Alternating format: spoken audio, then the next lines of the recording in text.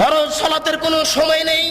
যখনই আপনি বুঝতে পেরেছেন যে আমার সালাত ছুটে গেছে, এটা তখনই আপনি পড়ুন, যখন সময় পেয়েছেন। যার জন্য আল্লাহ রাসূল বলছেন, মুরু আওলাদাকুম বিসসালাত ওয়া মাবলু সাবঈ সিনিনা, তোমরা তোমাদের ছেলে মেয়েকে সালাত আদায় করতে বলো যখন তার বয়স 7 বছর। ওয়াজরিবুহুম আলাইহা ওয়া হুম আবনা 10 সিনিনা, পিটিয়ে সালাত আদায় করাও যখন তার বয়স 10 বছর। 10 মাস 10 দিন পেটে রাখতে পারলেই মা হওয়া যায় না। 2 বছর দুধ পান করালেই মা হওয়া যায় না।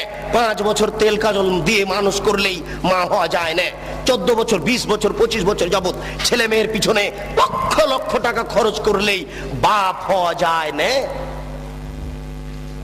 বাপের কাজ, মায়ের কাজ। 7 বছর বয়সেই ছেলেকে সালাত আদায়ের জন্য বলতে হবে, শিরক সম্পর্কে অবগত করতে হবে। বাড়িতে ঢুকলে সালাম দিয়ে বাড়িতে ঢুকতে হবে।